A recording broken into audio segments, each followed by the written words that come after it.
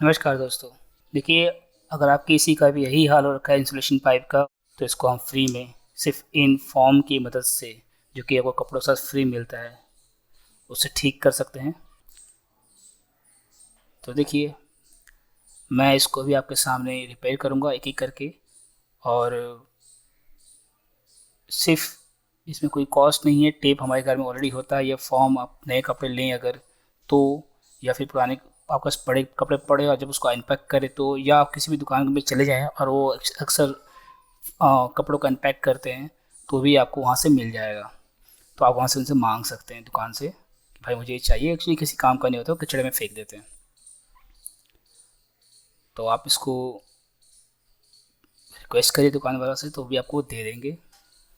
और या आप घर में मैनुअली आप इसको टेम्पररी फिक्स कर सकते हैं। और मैंने इसको लगाने के बाद एसी के कूलिंग में फ़र्क देखा है। करना कुछ नहीं है, आप इसको रैप करते जाइए बार बार। जैसे कि एसी रिपेयर करने वाले मैकेनिक के पास वो टेप होती है, चौड़ी वाली टेप, उससे वो लपेट देते हैं तो काफ़ी लंबा समय चल सकता है। कई बार चिड़िया होती हैं, वो चोंच मार के भी इसको ख़राब कर देती हैं, क्योंकि देखिए अधिकतर ये ऊपर साइड से डैमेज ज़्यादा होता है, नीचे साइड से डैमेज कम होता है। और धूप ज़्यादा पड़ता है तो वेरिएंट ज़्यादा होगा, धूप होगी, धूप होगी, बारिश होगी, सब इनका सामना ज़्यादा करते हैं। एक ऊपर के जो हिस्से होते हैं वो ज़्यादा ख़राब वही होते हैं। तो मैंने इसको रिपेयर करने के दौरान जो पुराना वाला है उसको निकाल के फेंका नहीं, क्योंकि वो अभी भी अपना काम कर रहे थे। तो मैंने इनको टेप से पहले लपेट दिया, वो पास पास हो गए, काफ़ी गैप कम हो गया। उसके बाद मैंने इनको ऊपर से लपेट दिया। तो जो ये प्रोसेस है, ये एक कंटिन्यूस प्रोसेस हो सकता है।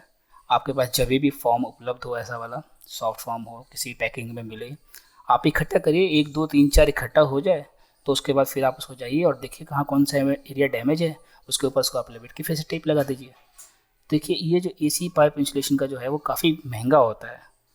ठीक है, मैंने इसका ऑनलाइन प्राइस चेक किया था, ये काफ़ी महंगा होता है। मैं आपको प्राइस यहाँ लगा देता हूँ, मुझे इनका लिंक देकर, और वहाँ से आप इंसुलेशन को बाय भी कर सकते हैं अगर आप बिना करना चाहें तो।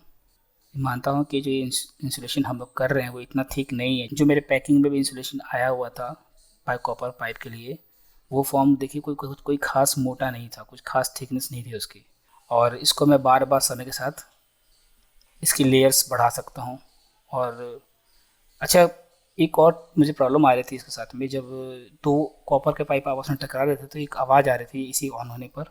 तो वो मुझे फीलिंग दे रहा था कि शायद मेरे इसी में कोई प्रॉब्लम है, पर कोई प्रॉब्लम नहीं थी। देखिए, ऊपर जो जॉइंट जहाँ दोनों टच हो रहे हैं कॉपर पाइप, वहाँ वो आपस में टकरा रहे थे एक्चुअली।